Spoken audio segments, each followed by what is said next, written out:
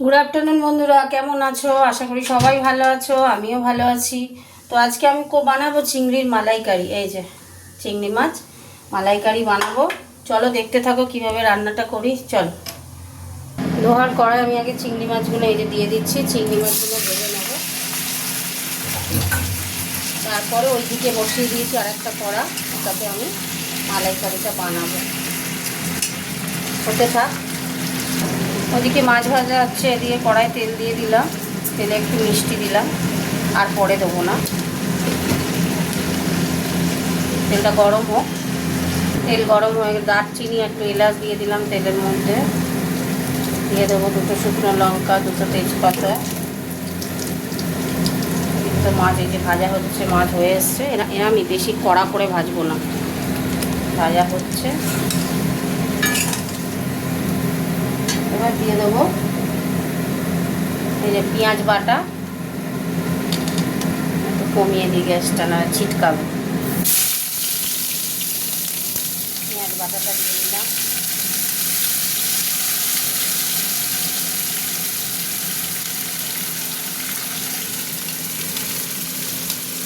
Great করে নিয়েছি পেঁয়াজগুলোকে।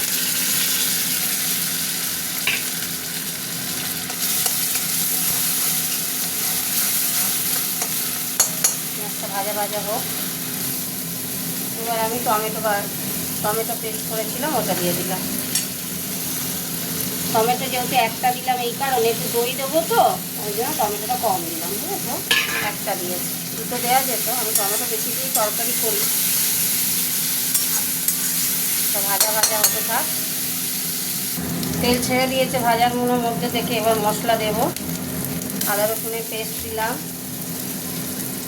দেবো হলুদ গুঁড়ো, দেবো ধনে গুঁড়ো। ধনে গুঁড়োটা বর্ষাকাল একটু এরম হয়ে গেছে। আচ্ছা, এবার দেবো লঙ্কা গুঁড়ো। ঘরের লঙ্কা গুঁড়োটা, জানো তো, ঘরের মিক্সিতে বানিয়েছি, খুব ঝাল। এবার দেবো জিরে গুঁড়ো। জিরে গুঁড়ো দিয়ে দিলাম।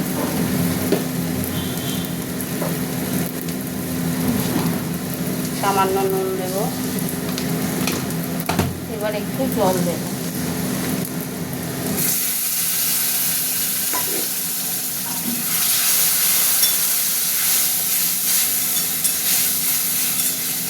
মশলাটা কষা কষা হোক। মশলাতে একটু দই দিয়ে দেবো।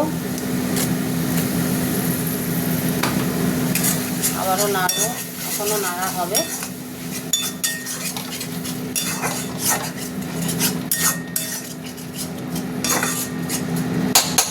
হতে থাক। এবার আমি চিংড়ি মাছগুলো ঢেলে দেবো। চিংড়ি মাছটা দিয়ে আবার কষবো, বুঝেছো? চিংড়ি মাছটা দিয়ে দিলাম।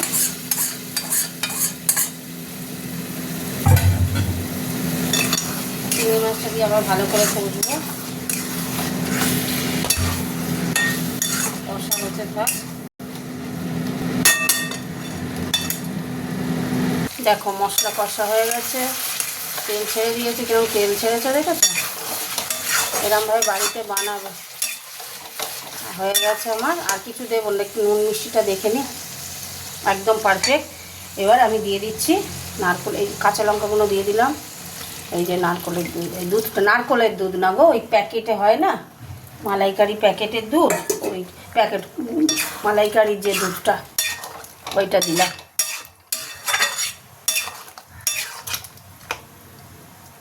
দেখে নি, বাহ দারুণ হয়েছে। হতে থাক।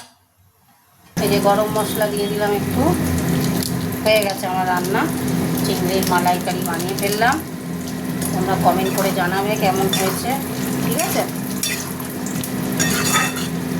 একটা গ্রেভি রাখতে হবে ভাত দিয়ে খাওয়ার জন্য। চাপা দিয়ে দিলাম, গ্যাস অফ করে দিলাম। চলো তোমাদের সাথে একটু কথা বলে নিই। চিংড়ির মালাইকারি কমপ্লিট হয়ে গেছে। কমেন্ট করে জানিয়ে বন্ধুরা কেমন হয়েছে। যেভাবে বানালাম তোমরাও বাড়িতে বানিয়ে খাবে। টাটা। কমেন্ট করো কিন্তু ভুলো না।